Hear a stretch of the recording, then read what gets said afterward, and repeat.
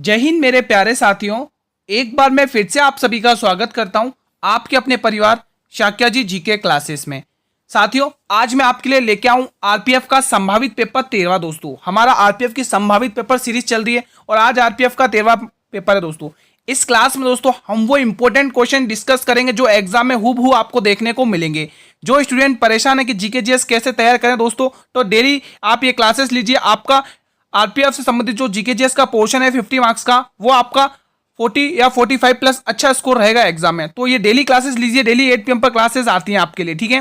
Free PDF के लिए आप लोग जल्दी से टेलीग्राम चैनल को ज्वाइन कर लें, लिंक वीडियो के डिस्क्रिप्शन बॉक्स में मिल जाएगा।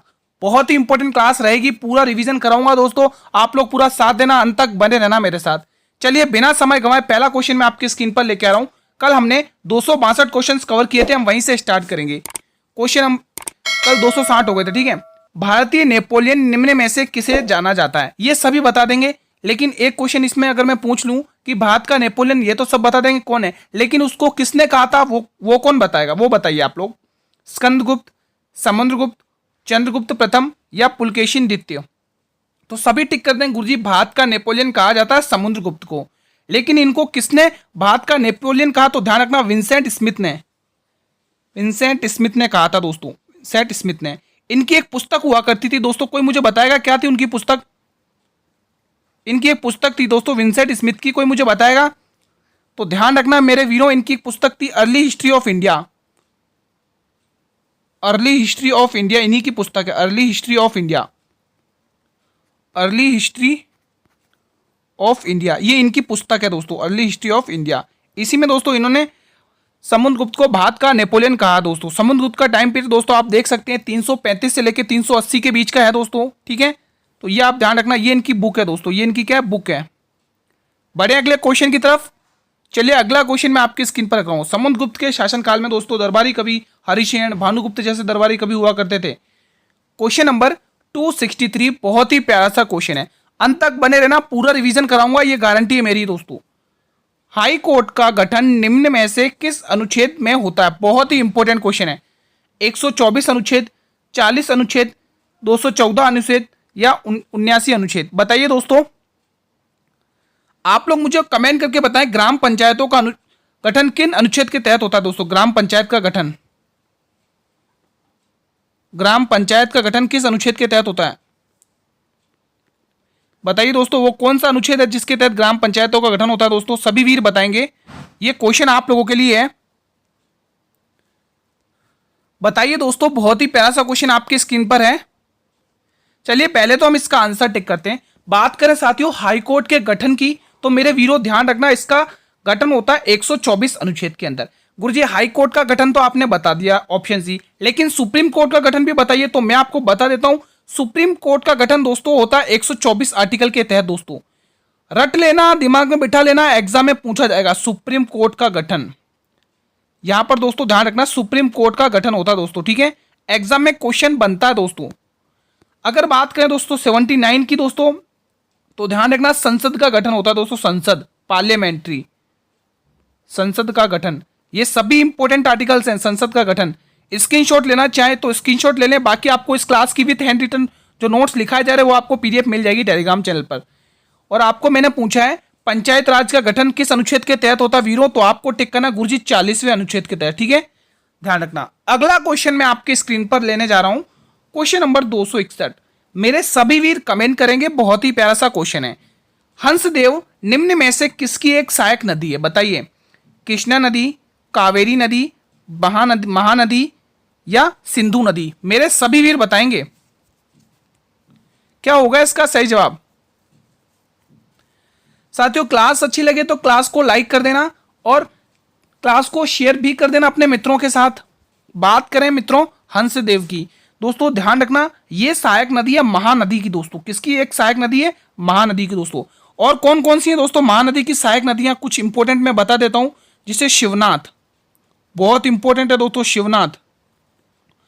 शिवनाथ। और जो ज्यादा पूछी जाती है दोस्तों महानदी से संबंधित जो सहायक नदी, वो है दोस्तों तेल नदी, मोस्ट इंपॉर्टेंट है, तेल ध्यान रखना है। और दूसरी ध्यान रखना है दोस्तों जोंक नदी, ये दो इंपॉर्टेंट है दोस्तों, जोंक। और एक लौंग नदी, ये लौंग नदी भी महानदी की ही सहायक नदी है मेरे वीरों, ध्यान रखना, लौंग नदी। तो ये कुछ इंपॉर्टेंट ट्रिब्यूटरीज रिवर्स हैं जो किसकी, सहायक नदी है महानदी की दोस्तों, एग्जाम में पूछा जाता है। अगला क्वेश्चन मैं आपके स्क्रीन पर लेके आ रहा हूं, क्वेश्चन नंबर 264। मेरे सभी वीर बताएंगे कमेंट बॉक्स में, हुसैन खान का संबंध किस वाद्य यंत्र से है, बांसुरी, तबला, शहनाई या सितार। मेरे सभी वीर बताएंगे कमेंट सेक्शन में क्या राइट ऑप्शन रहेगा। दो क्वेश्चन मैं आपकी स्क्रीन पर रखूंगा, उनके जवाब आप लोगों से कमेंट बॉक्स में टिक करने। मेरे सभी भाई बहनों से रिक्वेस्ट है उनके जवाब जरूर टिक करना। जैसे मैं क्वेश्चन लिखूं, अनोखे लाल मिश्र का संबंध किस वाद्य यंत्र से है, अनोखे लाल मिश्र, बताइए आप लोग कमेंट करके, अनोखे लाल मिश्र का संबंध किस वाद्य यंत्र से, अनोखे लाल, इनका संबंध किस वाद्य यंत्र से है, बताइए आप लोग कमेंट करके। और मेरा दूसरा क्वेश्चन आप सभी से है, राजेंद्र कुलकर्णी का संबंध किस वाद्य यंत्र से है, राजेंद्र कुलकर्णी, राजेंद्र कुलकर्णी।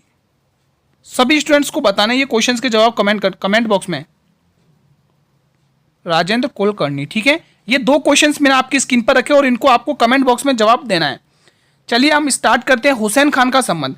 तो साथियों क्या ऑप्शन रहेगा इस प्रश्न के लिए, तो जितने भी मेरे वीर यहाँ पर शहनाई वादक टिक कर रहे बिल्कुल सही है। शहनाई का नाम सुनते हैं हम, बिस्मिल्लाह खान को कैसे भूल सकते हैं, बिस्मिल्लाह खां प्रसिद्ध शहनाई वादक हैं, बिस्मिल्लाह खां,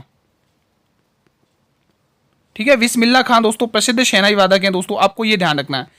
सभी से रिक्वेस्ट है दोस्तों, जो क्वेश्चन मैंने आपके स्क्रीन पर लिखे उनके जवाब जरूर कमेंट बॉक्स में करना दोस्तों। मैं पूरी कोशिश करूंगा आपकी तैयारी को और भी बेहतरीन करने के लिए, तो आप इन क्वेश्चंस के जवाब दिया करें कमेंट बॉक्स में। क्वेश्चन नंबर 265 आपकी स्क्रीन पर है, निम्न में से कौन सा मंदिर उड़ीसा में स्थित है, बताइए, बृहदेश्वर मंदिर, कोणार्क का सूर्य मंदिर, पुरी जगन्नाथ मंदिर या बी और सी दोनों। मेरे सभी वीर कमेंट करेंगे क्या होने वाला है इस प्रश्न के लिए सही जवाब। साथियों एग्जाम के नोटिफिकेशन का वेट ना करें, अभी से पढ़ना स्टार्ट करें दोस्तों। एग्जाम तो हो ही जाएगा दोस्तों, आपका एग्जाम कहीं नहीं जाएगा, लेकिन कुछ स्टूडेंट्स एग्जाम के नोटिफिकेशन का वेट करते हैं, ठीक है। जो बच्चे वेट करते हैं दोस्तों उनका दोस्तों सिलेक्शन होना बहुत मुश्किल पड़ जाता है, क्योंकि जब एग्जाम का नोटिफिकेशन आता है तो फिर उनको रिवीजन का भी टाइम नहीं मिल पाता है। तो आप लोग पढ़िए अच्छे से अभी से।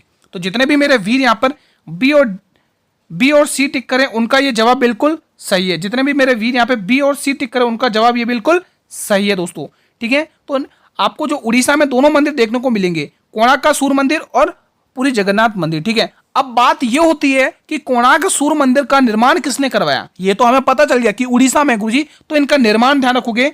कोणार्क के सूर्य मंदिर की बात करें दोस्तों, एग्जाम में बहुत बार ये क्वेश्चन किया गया है कि कोणार्क के सूर्य मंदिर का निर्माण किसने किया। तो ध्यान रखना दोस्तों, गंग वंश के एक राजा हुआ करते थे, तो दोस्तों गंग वंश के एक राजा हुआ करते थे, उनका क्या नाम है किसी को पता है, तो ध्यान रखना दोस्तों उनका नाम है नरसिम्ह देव है। क्या नाम था दोस्तों, नरसिम्ह देव। थोड़ा अच्छे से लिख देता हूं इसको ताकि आपको अच्छे से समझ में आए, नरसिम्ह देव, नरसिंह देव, ठीक है। तो ध्यान रखना दोस्तों कोणार्क के सूर्य मंदिर का निर्माण किसने किया, गंग वंश के राजा नरसिम्ह देव ने दोस्तों। ये तो बात होगी दोस्तों कोणार्क के सूर्य मंदिर की। अब साथ में ये भी ध्यान रखना दोस्तों, कोणार्क के सूर्य मंदिर को 1894 में दोस्तों यूनेस्को की सूची में शामिल किया गया, यूनेस्को की सूची में इसको शामिल किया। और ये बात बहुत ही इंपॉर्टेंट है दोस्तों, एग्जाम में सीधा क्वेश्चन आपको पूछा जाएगा कि यूनेस्को की सूची में कोणार्क मंदिर को कब शामिल किया गया, ऐसा क्वेश्चन पूछा जाएगा। चलिए कोणार्क की बात कर ली, अब चलो जगन्नाथ की मंदिर की भी बात कर लेते हैं। ये भी दोस्तों, इसकी भी स्थापना किसने करी दोस्तों, निर्माण, तो ध्यान रखना ये भी दोस्तों गंग वंश के राजा हुआ करते थे, अनंत वर्मन। क्या नाम है साथियों, अनंत वर्मन, अनंत वर्मन, अनंत वर्मन, उन्होंने इसकी स्थापना करी है दोस्तों, अनंत वर्मन ने, ठीक है दोस्तों। ध्यान रखना एग्जाम में बहुत ही इंपॉर्टेंट क्वेश्चन बनता है। अगला क्वेश्चन मैं आपके स्क्रीन पर रख रहा हूं, स्क्रीनशॉट ले लेना, बाकी पीडीएफ तो मिल जाएगी टेलीग्राम चैनल पर, लिंक वीडियो के डिस्क्रिप्शन बॉक्स में दिया हुआ है आपको टेलीग्राम चैनल का, ठीक है। क्वेश्चन क्या बोल रहा है, कौन सा भाग कोशिका अंग के बिजली घर के रूप में कार्य करता है दोस्तों। मोस्ट इंपोर्टेंट क्वेश्चन है साथियों, इंपोर्टेंट क्वेश्चन है और ये इजी क्वेश्चन भी है मेरे वीरों, आप सभी को पता होना चाहिए। पावर हाउस ऑफ सेल किसे कहते हैं, पावर हाउस ऑफ सेल, बताइए, POWER, power HOUSE, house of cell, powerhouse of cell, बताइए दोस्तों किसको कहा जाता है पावर हाउस ऑफ सेल। कोशिका के बिजली घर के रूप में कौन कार्य करता है, तो सभी का जवाब आ रहा गुजी, माइटोकॉन्ड्रिया, बिल्कुल सही जवाब है दोस्तों। पावर हाउस ऑफ सेल कौन है भाई, mitochondria. Option C will be the right answer of this question. Now next question आपकी स्क्रीन पर है क्वेश्चन नंबर 267। क्वेश्चन क्या कह रहा है और ये मोस्ट इंपोर्टेंट है, आपके एग्जाम में पूछा जाएगा, लिख कर ले लो। पेरिस ओलंपिक 2024 ये टॉपिक दोस्तों आगामी परीक्षाओं के लिए बहुत ही रामबाण साबित होने वाला है। यहां से इस टॉपिक से पेरिस ओलंपिक 2024 से आपको 2 से 3 क्वेश्चन आराम से करंट अफेयर के रूप में देखने को मिल जाएंगे। बताइए दोस्तों, कितने एथलेटिक्स ने भाग लिया था? 10,235 ने, 10,714 ने, 10,530 ने या 10,450 ने? कितने एथलेटिक्स ने भाग लिया था इस बार पेरिस ओलंपिक 2024 में? बताइए मेरे वीरों। और कितने इवेंट हुए? कितने इवेंट हुए दोस्तों, ये भी कमेंट आपको ही करना है।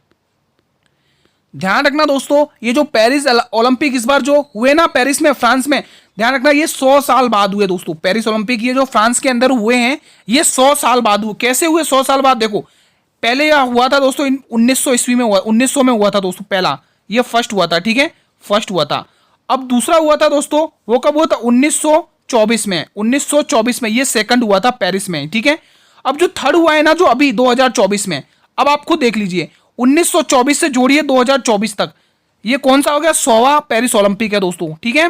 तो ध्यान रखना ये 100वां पेरिस ओलंपिक है, यहां पर लिख लो 100वां पेरिस ओलंपिक, 100वां पेरिस ओलंपिक पेरिस में हुआ है, ये आपको दिमाग में बैठाना है। मैंने आपके सामने इवेंट की बात करी है मित्रों, तो इवेंट ध्यान रख लेना।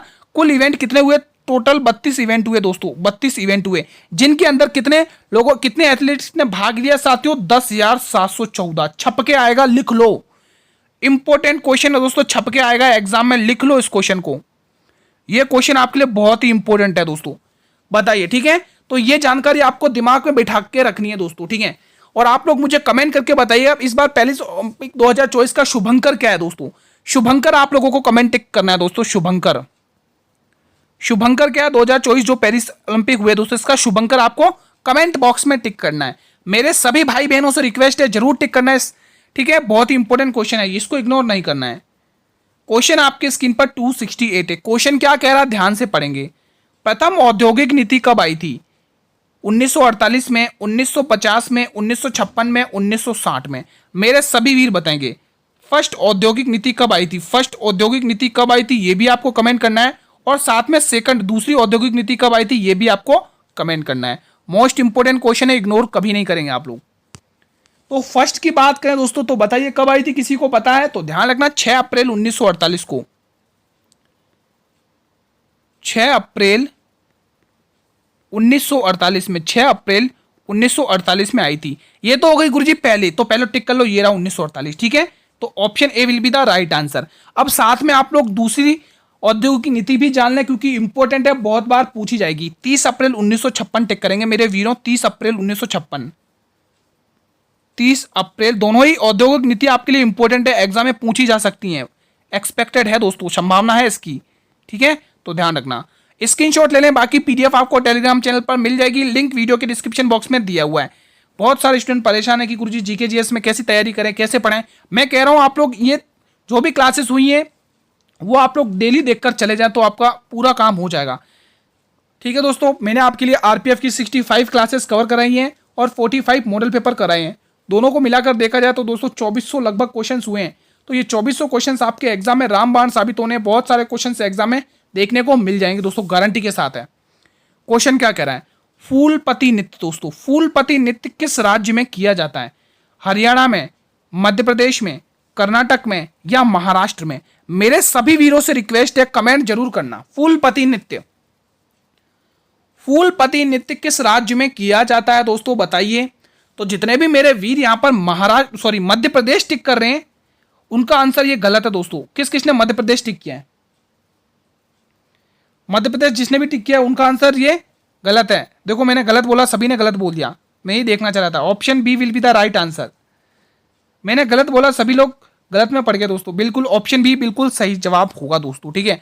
अब मध्य प्रदेश के दोस्तों मैं आपको कुछ इंपॉर्टेंट नृत्य और लिखवा देता हूं, कुछ इंपॉर्टेंट, बहुत ही एग्जाम में ध्यान रखना है। मध्य प्रदेश का ये जो मटकी नृत्य है ना दोस्तों, मटकी मोस्ट इंपॉर्टेंट है दोस्तों, मटकी लोक नृत्य मोस्ट इंपॉर्टेंट है। और मटकी के साथ और क्या लाना, क्योंकि जवारा, आप एग्जाम उठाकर देखिए उनमें ये क्वेश्चन पूछे गए, जवारा लोक नृत्य बहुत ही इंपॉर्टेंट है। और एक लोग दोस्तों ये दो नृत्य आपको अच्छे से घोट कर पी जाने दोस्तों, मटकी और जवारा, ये दोनों लोक नृत्य आपको मध्य प्रदेश में देखने को मिल जाएंगे। बात करें साथियों हरियाणा की, बात करें मेरे वीरों हरियाणा की, तो हरियाणा में आपको दो नृत्य बहुत ही इंपॉर्टेंट है। सबसे पहला नृत्य डफ, डफ लोक नृत्य किस राज्य का प्रसिद्ध है, तो वो है हरियाणा।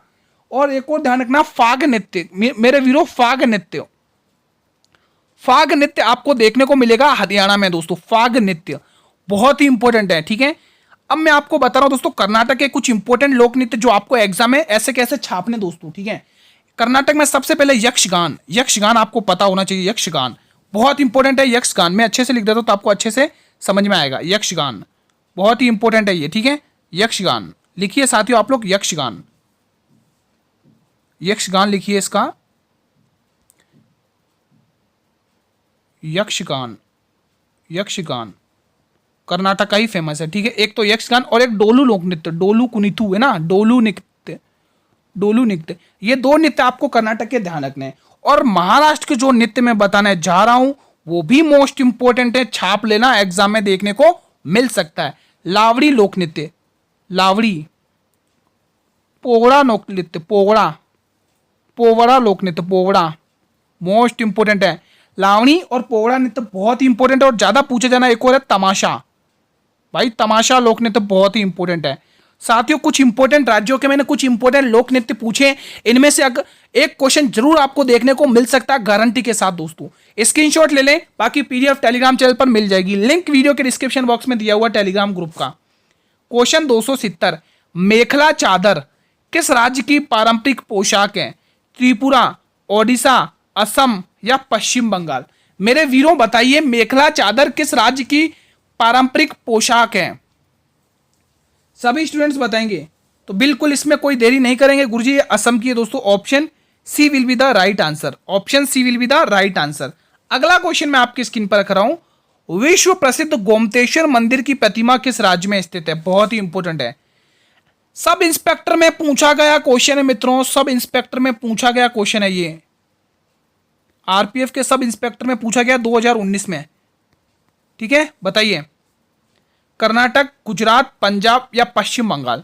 मेरे सभी वीर बताएंगे प्रसिद्ध गोमतेश्वर मंदिर की प्रतिमा किस राज्य में स्थित है, बताइए दोस्तों, बहुत ही इंपॉर्टेंट है, एग्जाम में पूछा जा सकता है, एग्जाम में बहुत ही इंपॉर्टेंट है। देखो दोस्तों कुछ हिंट दे देता हूं आपको, देखो गुजरात तो होगा नहीं, पंजाब होगा नहीं, बताइए पश्चिम बंगाल या कर्नाटक, बताइए बताइए दोस्तों, कमेंट करना, मैं आप सभी के कमेंट देखूंगा। मेरे सभी वीरों से रिक्वेस्ट है इस 271 का जवाब आप लोगों को कमेंट बॉक्स में देना है, मैं सभी के कमेंट्स देखूंगा, क्योंकि बहुत सारे स्टूडेंट कहते हैं सर जी आप तो सारे क्वेश्चन कराते रहे तो हमें करने के लिए नहीं देते हो, तो मैंने आपके लिए क्वेश्चन दिया है। ठीक है, कमेंट जरूर करना। क्वेश्चन 272, 10वीं अनुसूची, ये क्वेश्चन लाने का मेरा मोटिव ये है, आप सभी को पता है पहले 8 अनुसूचियां करती थी, वर्तमान में 12 अनुसूचियां हैं। 8 के बाद जो 4 अनुसूचियां हुई है कवर, वो इस क्वेश्चन के माध्यम से आपको चारों अनुसूचियां कवर हो जाएंगी। लिख लो, किस संविधान के तहत जोड़ा गया, 10वीं अनुसूची को किस संविधान के तहत जोड़ा गया, मेरे सभी वीर बताएंगे। पहला संशोधन, 52वां संशोधन, 73वां संशोधन या 74वें संशोधन। मेरे भाई बहनों से रिक्वेस्ट है कमेंट जरूर करना कि 10वीं अनुसूची को किस संशोधन के तहत जोड़ा गया।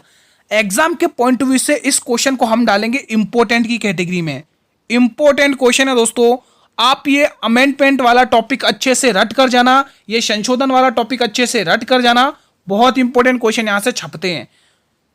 ठीक है, तो हम भी यहां पर आंसर छापने जा रहे हैं अपना। 10वीं अनुसूची को 52वें संशोधन के तहत जोड़ा गया। 52वां संशोधन कब हुआ था, 1985 में दोस्तों, मोस्ट इंपोर्टेंट है।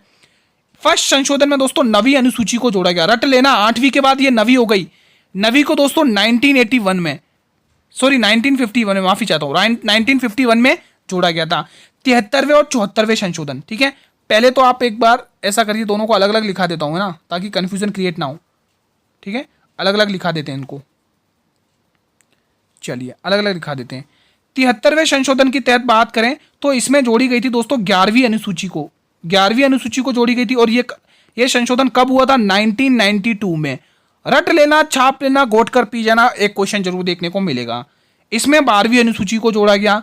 मैं आशा करता हूं आप लोग इसका स्क्रीनशॉट ले लेना और आपके ये यहाँ पे चारों ही अनुसूचियां जो जोड़ी गई हैं दोस्तों 8 के बाद, तो ये चारों इसमें आ गई है 1992 में। ठीक है, अब मैं आप सभी से कमेंट करना चाहता हूं किस संशोधन के तहत दोस्तों ये दोस्तों अनुसूचियों को जोड़ा गया था दोस्तों, कोई बताया कमेंट करके। मतलब कि जो भाषा है ना, आठवीं अनुसूची में जोड़ी गई थी ये भाषाएं। ठीक है, भाषाओं को किस अनुसूची के अंदर जोड़ा गया था वो आप लोग कमेंट कर सकते हैं। ठीक है, तो इनका आप स्क्रीनशॉट ले लेना, एग्जाम के पॉइंट ऑफ व्यू से आपके लिए इंपॉर्टेंट होने वाली हैं। क्वेश्चन 73, काम करने अथवा ऊर्जा स्थानांतरण की दर को क्या कहा जाता है? इंपॉर्टेंट क्वेश्चन है, बताइए दोस्तों। कांस्टेबल में पूछा गया क्वेश्चन है ये, क्वेश्चन कांस्टेबल में पूछा गया, बताइए मेरे वीरों, ये क्वेश्चन कांस्टेबल में पूछा गया है। बल, शक्ति, जूल या गति, मेरे सभी वीर बताएंगे। काम करने अथवा ऊर्जा स्थानांतरण करने की दर को क्या कहा जाता है? मेरे सभी वीरों से रिक्वेस्ट है, कमेंट जरूर करिएगा। सभी स्टूडेंट्स बताएंगे, बहुत ही इंपॉर्टेंट क्वेश्चन आपकी स्क्रीन पर है।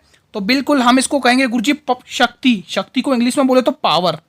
क्या बोले दोस्तों? पावर। ठीक है, यानी पावर को निकालने का फॉर्मूला क्या होता है दोस्तों, किसी को पता है तो ध्यान रखना। पावर कैसे निकलती है दोस्तों, किसी को पता है तो ध्यान रखना, वर्क अपॉन टाइम।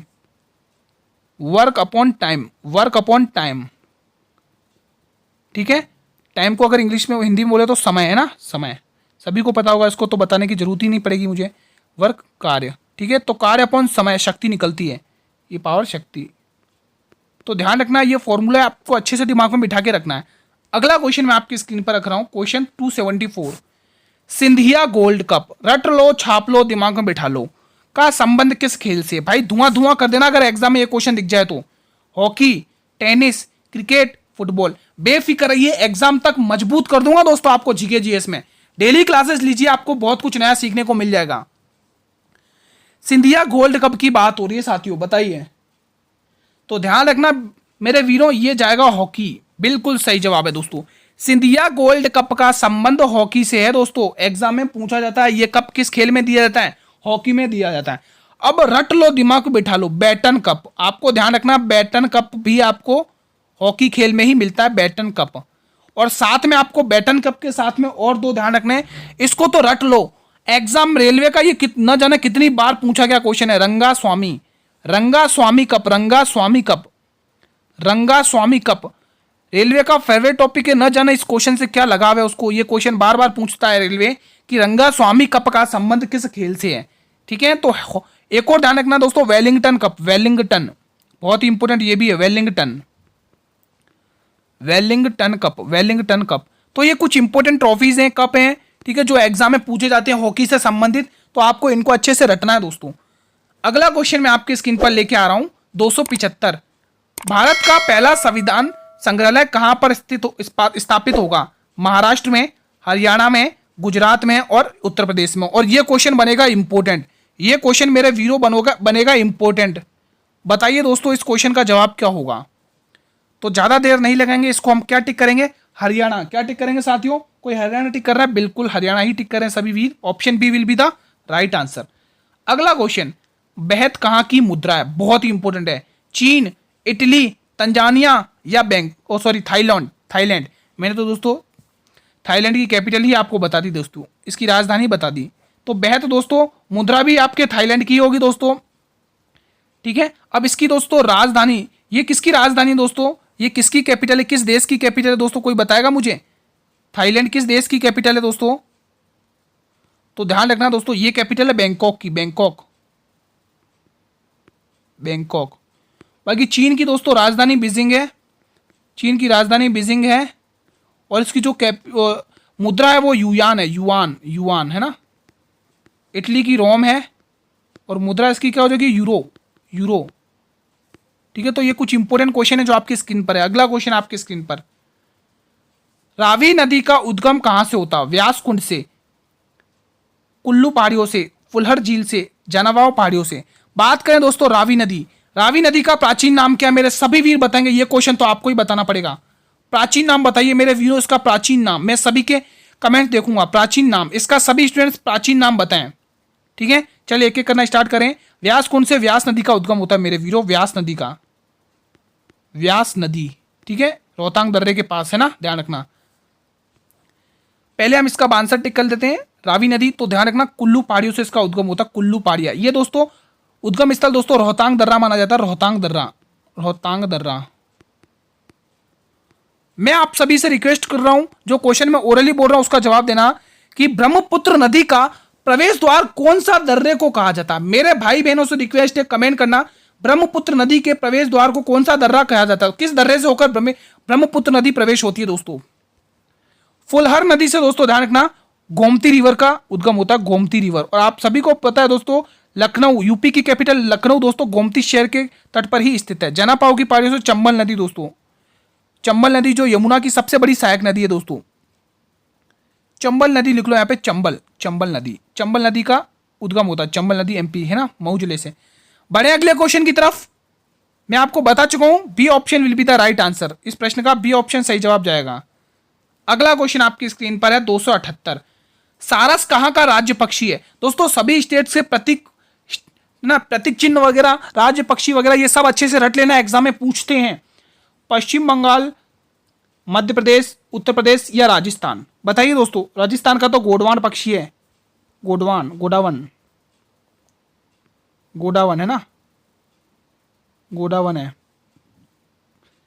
और मध्य प्रदेश का कौन सा दोस्तों, बताइए, किसी को पता है मध्य प्रदेश का? बहुत ही इंपॉर्टेंट है दोस्तों, एग्जाम में पूछा जाता है ये क्वेश्चन। दूधराज, सभी का आ गया भाई, दूधराज बिल्कुल सही है, दूधराज। और उत्तर प्रदेश का जो क्वेश्चन है पूछा उसका जवाब हो जाएगा उत्तर प्रदेश का सारस है, ठीक है। जो आपको क्वेश्चन में पूछा है उत्तर प्रदेश का साथियों सारस है, जो आपको क्वेश्चन में पूछा है।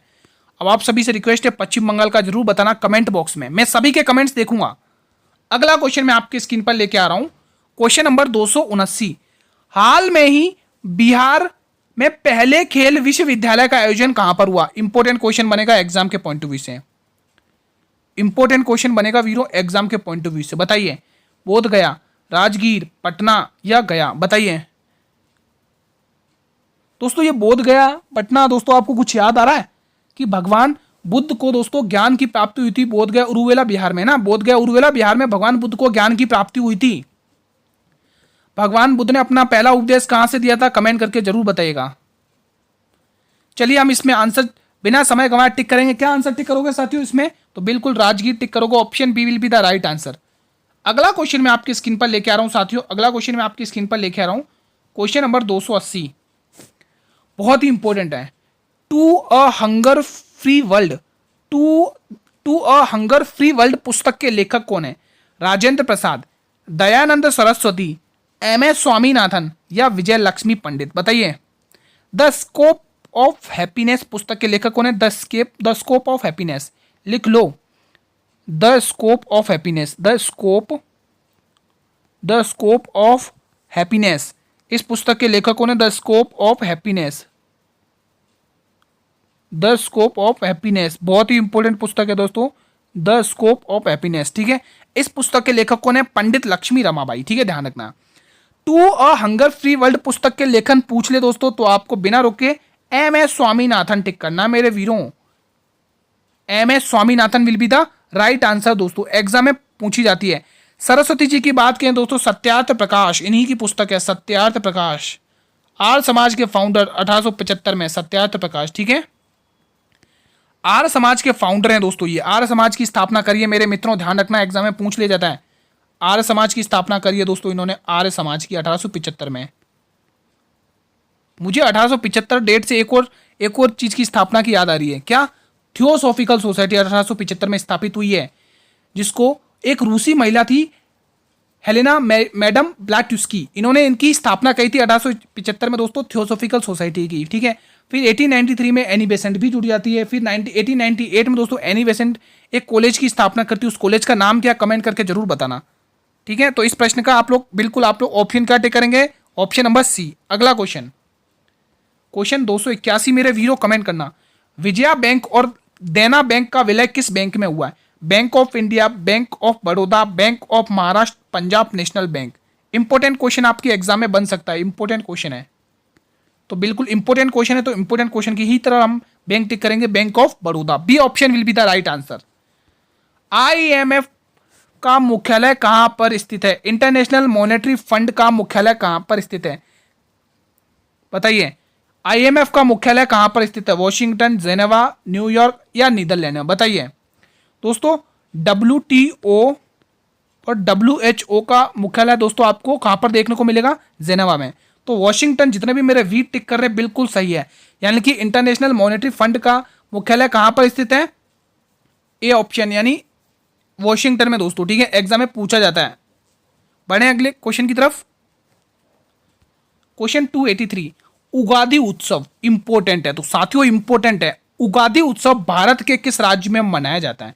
मध्य प्रदेश, आंध्र प्रदेश, राजस्थान या ओडिशा? मेरे सभी भाई बहन कमेंट करके बताएंगे उगादि उत्सव भारत के किस राज्य में मनाया जाता है। सभी वीर बताएं उगादि उत्सव भारत के किस राज्य में मनाया जाता है। एनटीपीसी में यह क्वेश्चन पूछा गया साथियों, एनटीपीसी में। तो बिल्कुल आंध्र प्रदेश। किसने आंध्र प्रदेश टिक किया है? आंध्र प्रदेश दोस्तों, option B will be the right answer दोस्तों। जितने भी स्टूडेंट्स आंध्र प्रदेश टिक कर रहे हैं उनका जवाब बिल्कुल सही है। अब मैं यहाँ पे एक आध क्वेश्चन पूछ लूँ, कोई मुझे कमेंट करेगा? कमेंट करेगा दोस्तों? आप लोग मुझे कमेंट करना, ये विशाखा उत्सव, विशाखा उत्सव, विशाखा उत्सव किस राज्य का प्रसिद्ध है? कहां पर मनाया जाता है विशाखा उत्सव?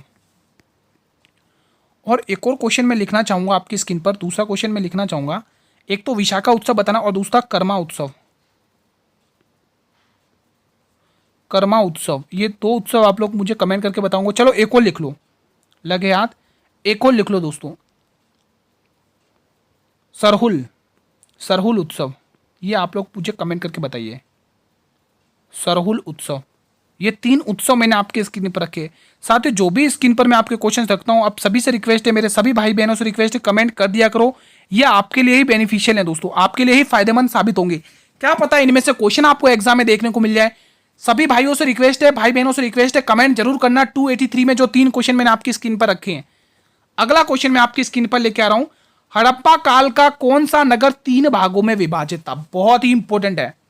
कालीबंगा, धोलावीरा, लोथल, मोहनजोदड़ो। चलो इनकी लोकेशन लिख लेते पहले हम फटाफट से। पाकिस्तान, पाकिस्तान, पाकिस्तान, राजस्थान, भारत का राज्य राजस्थान। ठीक है, राजस्थान। धोलावीरा और लोथल गुजरात। लोथल एक बंदरगाह भी है दोस्तों, ध्यान रखना। ठीक है, तो मैं आपको बता रहा हूं उसका सही ऑप्शन धोलावीरा दोस्तों। दो टीलों में कौन सा राज्य, कौन सा नगर विभाजित है, कमेंट करके बताना। दो टीलों में कौन सा नगर विभाजित है, कमेंट करके बताना। तो धोलावीरा तीन टीलों में विभाजित है। अगला अंतिम प्रश्न आपकी स्क्रीन पर है। यूरोप की सबसे लंबी नदी कौन सी है? डेन्यूब, यूराल, राइन या वोल्गा? मेरे सभी वीर बताएंगे कमेंट करके। बहुत ही प्यारा सा क्वेश्चन मैंने आपकी स्क्रीन पर रखा है, सभी स्टूडेंट्स बताएं यूरोप की सबसे लंबी नदी कौन सी है? डेन्यूब, यूराल, राइन या वोल्गा? सबसे लंबी पूछा है ना, तो दोस्तों सबसे लंबी नदी हो जाएगी वोल्गा। कौन सी नदी है दोस्तों? वोल्गा, वोल्गा नदी। तो कहां पर दिख रही है? ऑप्शन नंबर डी में दिख रही है। ये तो फर्स्ट हो गई दोस्तों, ये पहली सबसे लंबी नदी है। अगर दूसरी पूछ ले साथियों, दूसरी पूछ ले तो आपको टिक करना है साथियों दूसरी। तो दूसरी नदी हो जाएगी डेन्यूब। किसने डेन्यूब टिक किया? यहां पे डेन्यूब हो जाएगी दूसरी, डेन्यूब। ठीक है, तो ये यूरोप की दूसरी सबसे लंबी नदी है दोस्तों। पहली पूछे तो वोल्गा टिक करना है, दूसरी पूछे तो डेन्यूब टिक करना है। ठीक है, तो यहां पर हमें जो क्वेश्चन पूछा है सबसे लंबी पहली वाली की पूछ रहा है, यानी D option will be the right answer. साथियों आज की क्लास को हम यहीं पर वाइंड अप करते हैं। क्लास कैसी लगी कमेंट करके जरूर बताएं मेरे वीरों। अगर ये क्लास आपको इंपॉर्टेंट लगता है, ये इंपॉर्टेंट क्लास है आपके लिए, तो मेरे वीरों एक बार इस क्लास को लाइक कर देना साथियों। मेरे सभी वीरों एक बार इस क्लास को, सभी स्टूडेंट जितने भी क्लास देख रहे हैं एक बार क्लास को लाइक कर दें और अपने सभी मित्रों के साथ क्लास को शेयर कर दें।